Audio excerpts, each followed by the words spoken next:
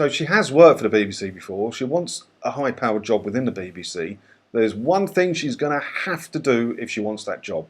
Wind her neck in, isn't it? Hi, it's me again, and it turns out the BBC are considering hiring a brilliant new person for their news editorial team, because we all know how successful that's been in the past, what with Bashir working for them, and he got rehired again afterwards. So let's see how brilliant the BBC are doing on this new hire. Let's take a look. The BBC is considering hiring a left-wing former editor who has spoken out against Brexit to oversee its news channels. Now that bit doesn't really bother me too much. I'm not too fussed about that because it was divisive. It was almost a 50-50 vote, wasn't it?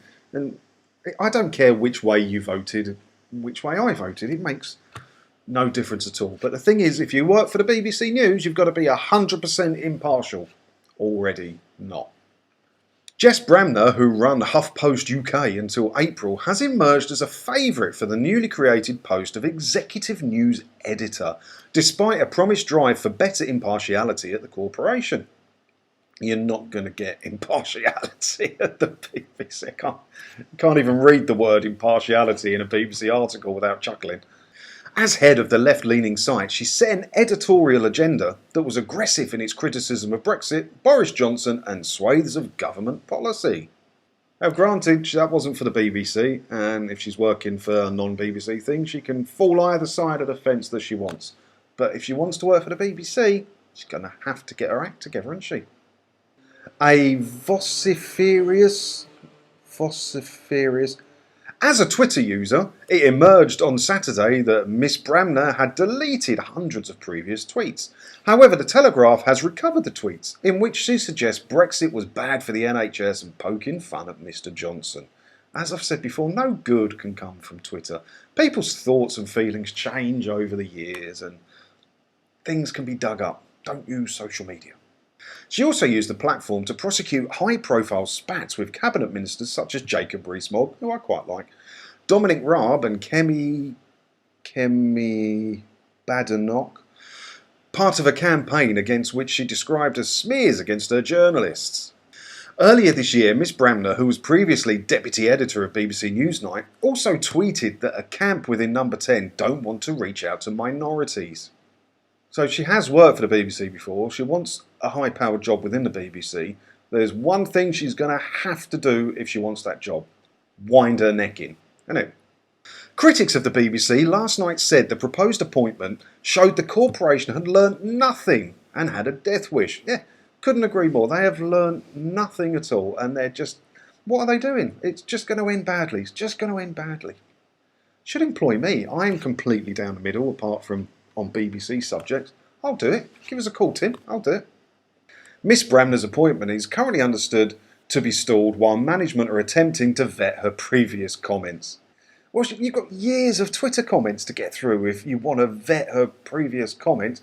Years of Twitter stuff, years of comments on articles, and years of interviews to get through. And you're never going to find as much as you think. You're always going to miss something, and someone out there on the internet, maybe me, maybe you, will find something you've forgotten about.